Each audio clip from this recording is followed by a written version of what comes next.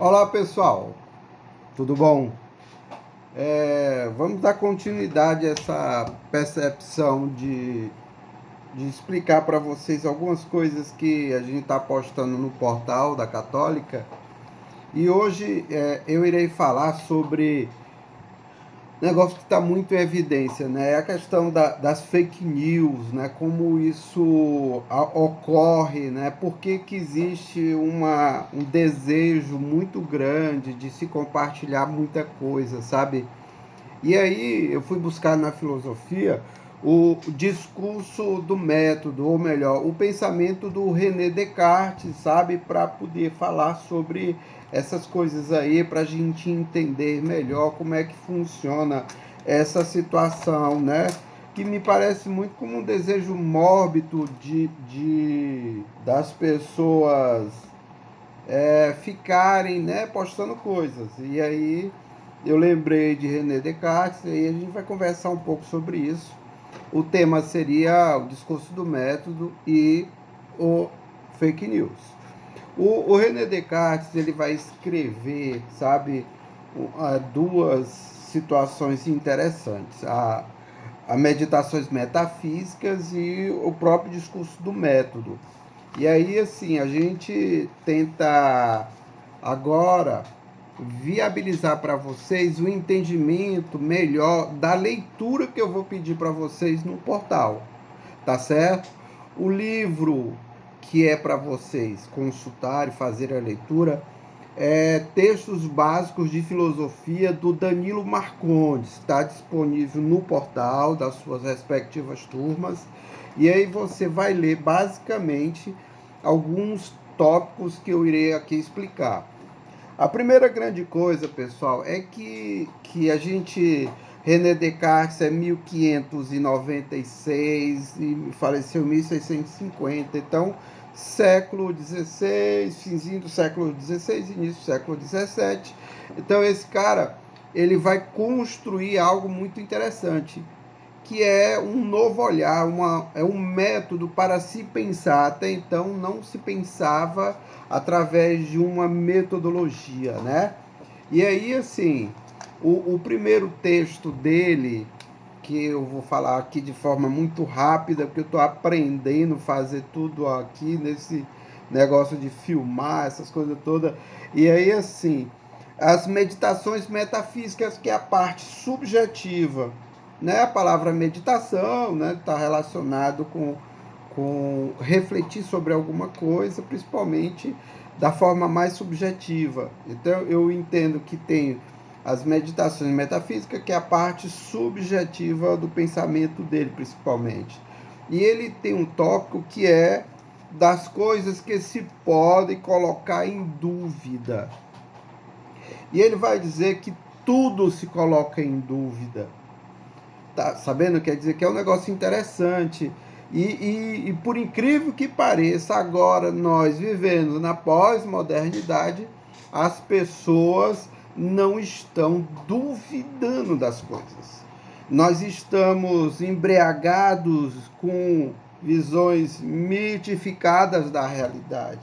Pessoal, cuidado com os mitos. Hoje existe uma indústria de mitos aí surgindo todos os dias, a quase todos os instantes.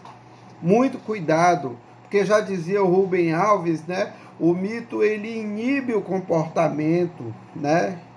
E induz uma forma errada de ver a realidade, sabe? Pensar, ninguém pensa mais, porque o cientista pensa melhor do que nós, e aí sucessivamente. Quer dizer, eu não preciso me aprofundar mais em nada, porque existe alguém que vai me dar um resumo, alguém que vai... Sabe isso? Então, assim, o fake news, ele surge por uma ausência de dúvida. As pessoas não duvidam, então eu venho aqui nesse momento falar desse filósofo que ele nos ensina a duvidar. Precisamos duvidar.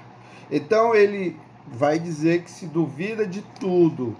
Um outro momento que ele fala é o argumento de cogito, né? Um nomezinho mais ou menos, né? Cogito a gente não costuma estar relacionado a alguma coisa, mas é como se fosse uma forma de existência, né? Quer dizer, lógico que não é neste livro, mas para tentar contextualizá-lo, é o penso logo existo, né? Que é uma das coisas mundialmente conhecidas do René Descartes. Então, assim, ele vai dizer o que eu não posso duvidar, né? O argumento de Deus. Para que duvidar de Deus, sabe? Quer dizer, a ideia é que Deus está no mundo da moralidade. Então, para ele, o que era muito mais importante era a necessidade de se discutir o conhecimento, tá certo? E aí, pessoal, a parte do discurso do método propriamente dito, é a parte mais objetiva, sabe? E aí ele vai falar um negócio interessante. A formação do filósofo, ele duvidou até do que ele aprendeu. Isso é interessante para vocês, porque assim, ele só reafirmava as coisas que ele duvidava. Então ele colocou em xeque a própria forma dele ter aprendido, que a base era o método escolástico, sabe? Então, pessoal, o seguinte, qual é o questionamento agora? Será que qual é a formação? Como foi a formação intelectual e a sua formação moral, sabe? Como vocês estão hoje dentro dessa caminhada intelectual do curso de vocês? Eu sempre faço em sala de aula esse questionamento, sabe? E as pessoas discutem, os nossos acadêmicos, eles falam muito sobre isso. Alguns levantam a mãozinha e dizem, olha, eu posso aprender melhor, eu tive dificuldade, mas hoje... Quer dizer, há uma certa confusão entre essa questão moral e essa questão da intelectualidade. Mas, de forma geral, pessoal, essa pergunta não se dá uma resposta de forma imediata, né, a essa reflexão. Então, vocês precisam refletir até que ponto vocês estão preparados. Como foi essa história, né, da preparação intelectual de vocês. E observe que pode se melhorar sempre. A outra situação que é também discutida neste discurso do método, pessoal, é a moral provisória.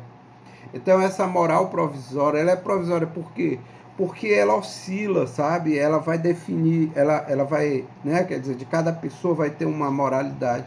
E para o René Descartes, ele não se preocupava excessivamente pela questão moral, e sim pela questão do conhecimento, ciência, né?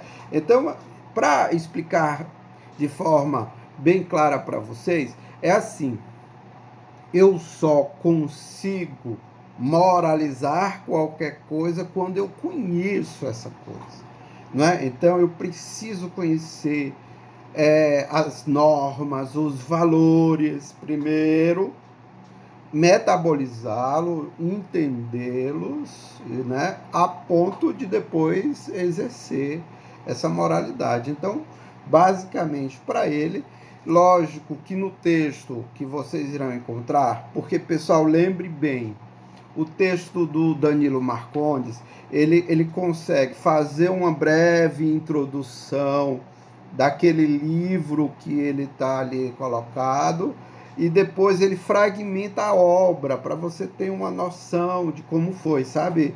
Eu acho, de certa forma, interessante para você ter essa noção, para você mergulhar, se for do seu interesse. Então, assim, essa ideia da moralidade, né, como provisória, é justamente por isso. Mas ele explica, ele indica assim, você precisa entender e respeitar a moral do seu país, sabe? As normas do seu país. Porque quando você respeita as normas, facilita muito, você interage com as pessoas, né? E isso é básico para você entender esse tópico. E o último tópico é o próprio discurso do método, que ele vai falar dos passos de como faz essa forma de pensar, né? E essa forma de pensar, pessoal, está relacionado com 4 coisas básicas. Primeiro, a questão da evidência. Você precisa evidenciar, precisa questionar, precisa perguntar, duvidar, a ponto de não ter mais essas condições, né, de dúvida. Então, quando não tem a dúvida, tem uma evidência que aquilo é real, que aquilo é verdadeiro, né? Então, ele relaciona isso com a questão da validade. A segunda situação, pessoal, está relacionado com a análise. Então, para você conhecer alguma coisa, você primeiro tem que duvidar, depois que duvida, você precisa analisar. Analisar basicamente é dividir em partes para entender essa questão do todo depois.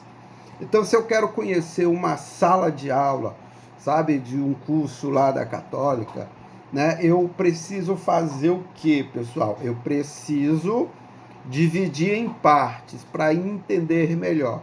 Então, eu vou dividir a turma que está devidamente matriculada, que está dentro de uma sala, a sala 51C.